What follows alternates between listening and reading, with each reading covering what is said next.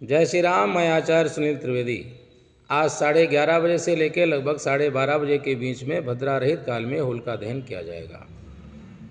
होलिका दहन की जो सामान्य विधि है, अगर विधि के अनुसार हम होलिका दहन करते हैं तो हमारी बहुत सारी जो समस्याएं हैं वो हल होती हैं और भगवान की कृपा से हमारा जीवन सुख शांति और समृद्धि लेकर के हमारे जीवन में एक नई रोशनी, नई ऊर्जा, नया उत्साह, नई उमंग के साथ में हमारा जीवन जो है अनेकों प्रकार की सुख और संपत्तियों से परिपूर्ण हो जाता है। तो सबसे पहले होलिका जो है जहाँ पे आपने लगाना है वहाँ पे अनेकों प्रकार की जो लकड़ियाँ हैं और गोबर के जो उपले हैं वो कई प्रकार के आकार के बनाए जाते हैं, वो सारे लेकर के एक बढ़िया सा आसन बिछा करके बैठ जाएं और एक होलिका का निर्माण करें। और जब होलिका का निर्माण करेंगे उसमें सीधी खड़ी लकड़ी लगाई जाती है और खड़े ही उपले लगाए जाते हैं। जब हम हवन करते हैं तो उसमें चौकठा बनाया जाता है, उसमें खड़ी लकड़ी नहीं लगाई जाती, वो अशुभ माना जाता है। लेकिन होलिका दहन के समय में हमेशा लकड़ी या उपले खड़े ही लगाना है।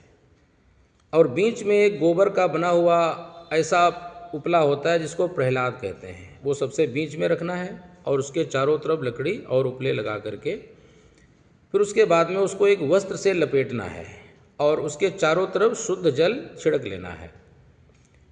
उसके बाद में सब लोग जो घर के सदस्य हैं वो बैठ जाएं और एक थाली ले लें, उसमें रोली, चावल, थोड़ा सा कुछ मिष्ठान या मिश्री वगैरह और काले तिल, एक नारियल और थोड़ा सा घी, थोड़ी सी हवन सामग्री और जो नया अनाज होता है जैसे गेहूं की बालियां हैं, जौ की बालियां हैं, वो जो ताज़ी बालियां हैं वो भी लेकर के वहाँ पे रख लेना है। क्योंकि हमारे वेदों में इसको नवान्न यज्ञ भी कहते हैं, यानी जो नया अन्न आया है उसको हम पहले अग्नि देवता को समर्पित करते हैं और उसके बाद में फिर आने वाले समय में जब फसल कटेगी तो हम लोग उसका उपयोग करते हैं।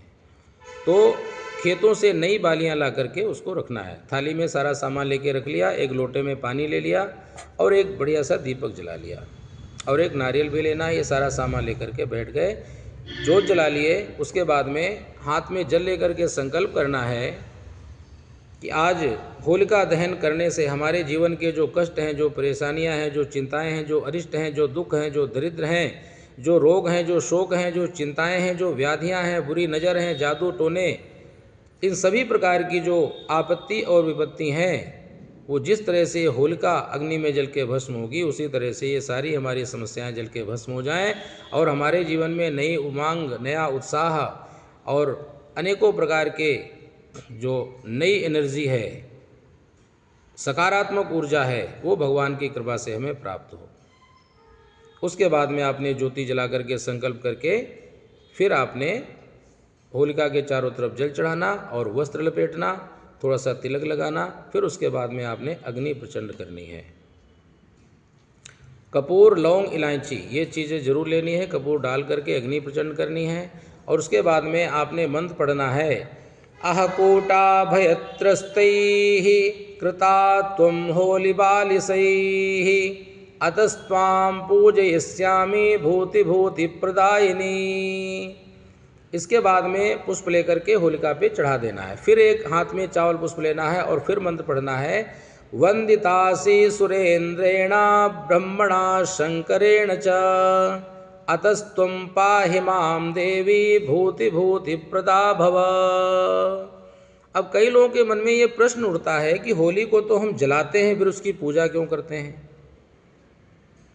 तो हमारे पुराणों में वर्णन आता है कि भगवान ब्रह्मा के पुत्र हुए मरीचि, मरीचि के पुत्र हुए कश्यप, कश्यप के पुत्र हुए हिरण्याकश्यप, हिरण्याक्ष और उसकी जो बहन थी जिसका नाम होलिका था। हिरण्याकश्यप और हिरण्याक्ष ने भगवान ब्रह्मा की उपासना की और अनेकों प्रकार के वरदान प्राप्त किए। जो होलिका थी उसने अग्नि देवता की उपासना की और अग्नि देवता ने प्रसन्न होकर के उसको ऐसी दुशाला यानी शॉल भेंट की कि इस साल को ओढ़ करके आप कहीं भी अग्नि में चली जाओगी तो अग्नि यानी मैं तुम्हें जलाऊंगा नहीं। तो वही जो शाल थी वो होलिका के पास में थी और होलिका का विवाह का समय चल रहा था। होलिका की शादी जिस दिन होने वाली थी अपने भाई के पास में आई तो उसने अपने भाई को थोड़ा सा उदास देखा। तो उसने पूछा कि भाई आप उदास क्यों हो, आप तो इतने बड़े राजा हैं आपका तो सारे लोग सम्मान करते हैं, आदर करते हैं। तो उसने कहा कि वो सब बात ठीक है, लेकिन मेरा जो बेटा है प्रहलाद, ये हमारे शत्रु विष्णु का भक्त है और इसको मारने का मैंने बहुत सारे प्रयत्न किए। इसको मैंने पहाड़ों से नीचे गिरवाया, बड़े बड़े हाथियों के नीचे इसको कुचलवाया, अंधेरे कमरे में रखवाया, बड़े बड़े नागों से डसवाया, लेकिन ये मरा नहीं। इसलिए मेरे मन में चिंता हो रही है कि कैसे मरेगा। फिर हिरण्यकश्यप के मन में विचार आया कि ये जो हमारी बहन होलिका है, इसके पास में तो वरदान है अग्नि देवता का। अगर ये अपने वरदान का प्रयोग करे तो हो सकता है ये हमारा बालक अग्नि में जल के मर जाए। तो उसने अपनी बहन को कहा कि होलिका, तुम ऐसा करो, तुम इस बालक को लेकर के लकड़ियों की चिता बना करके उसमें बैठ जाओ और इसको तुम जला दो। तुम तो जलोगी नहीं, तुम्हें वरदान प्राप्त है, तो मेरी समस्या का हल हो जाएगा। तो पुराणों में ऐसा वर्णन आता है कि होलिका ने अपने भाई की बात मान ली और प्रहलाद को लेकर के खुद तो उसने साल ओढ़ ली और बड़ी बड़ी लकड़ियों की चिता बना करके उसमें बैठ गई और भगवान विष्णु की कृपा से प्रहलाद का बाल बाका भी नहीं हुआ, होलिका जल गई। दूसरी जगह ऐसा वर्णन आता है कि होलिका भगवान विष्णु के प्रभाव को जानती थी और उसने ये सारी जो पहले कारनामे हो चुके हैं उन सबको जानती थी और उसको ये भी पता था कि जो बालक है जिसके ऊपर भगवान विष्णु की छत्र छाया है, भगवान विष्णु का वरद हस्त है, उनकी कृपा है, नवासुदेव भक्तानाम अशुभम विद्यते कुचित। भगवान विष्णु की जिसके ऊपर कृपा है उसका कोई ब्रह्मांड में बाल बांका नहीं कर सकता। तो हिरण्यकश्यप और ये हमारा जो साल का वरदान है, ये क्या इसका कर पाएगा? तो उसने मना किया कि नहीं, मैं ऐसा नहीं कर सकती। तो उसने, हिरण्यकश्यप ने होलिका का जो होने वाला पति था उसको बंदी बना लिया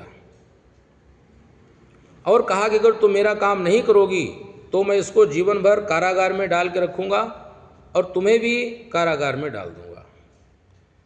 तो होलिका ने मन ही मन में भगवान विष्णु को प्रणाम किया कि हे प्रभु, आज मेरा विवाह होने जा रहा था, लेकिन ये जो हमारा भाई है मेरे साथ में ऐसा व्यवहार कर रहा है, इसलिए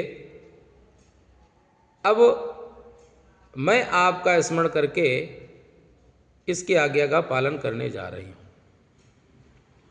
और बड़ी भयानक लकड़ियाँ सजाई गईं, उसमें होलिका बैठ गई। तो कहते हैं होलिका जब बैठ गई तो उसने सोचा कि भगवान विष्णु का भक्त है, इसलिए इसके शरीर में कोई आँच ना आए। तो उसने जो अपनी वरदानी साल थी वो उस बालक को उड़ा दिया और खुद जल के भस्म हो गई। तो कहते हैं उसके शादी के लिए जो भी दहेज सामान आया हुआ था विवाह का, वो सारा सामान होली में डाल दिया गया। इसीलिए जो गोबर के उपले बनाए जाते हैं, 11 उपलों की एक माला बनाई जाती है, जैसे चकला है, बेलन है या और भी कई प्रकार के जो हमारे गृहस्थी में सामान उपयोग होते हैं, वो सारे जो सामान हैं वो अग्नि में जला दिए गए।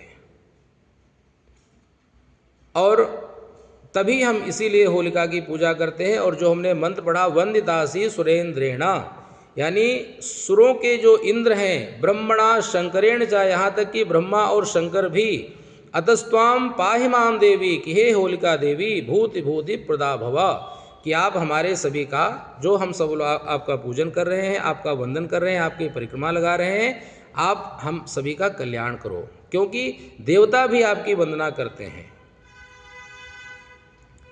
और इसीलिए हम होलिका की पूजा करते हैं कि ये दूसरा भाव है। पहला जो भाव है वो सभी को विदित है, लेकिन ये जो दूसरा भाव है ये कम लोग जानते हैं।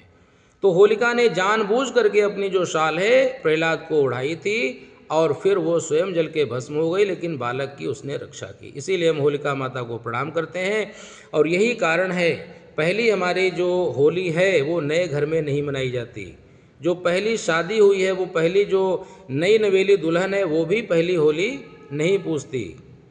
और होली वाले दिन इसीलिए कोई बड़ा शुभ कार्य नहीं किया जाता, क्योंकि होलिका का जितना भी विवाह का सामान था वो सब होली में ही जला दिया गया था। तो इस प्रकार से होलिका का पूजन करके उसमें कुछ मेवा मिष्ठान चढ़ा करके, फिर थोड़े से काले तिल चढ़ाएं, पंचमेवा चढ़ाएं और एक नारियल चढ़ाएं। उसके बाद में अपने पैर से सिर तक एक कच्चा सूत नाप करके फिर वो कच्चा धागा होलिका में डालना चाहिए।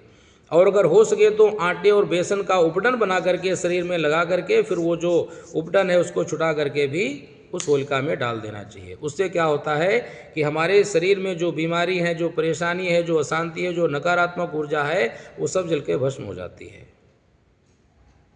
इस तरह से परिक्रमा लगा करके फिर उनको प्रणाम करके अगर कोई मंत्र तंत्र सिद्ध करना चाहें, जप करना चाहें, उपासना करना चाहें, आराधना करना चाहें, तो होली वाला जो दिन है बड़ा ही शुभ और बड़ा ही पवित्र और सिद्धि देने वाला माना जाता है।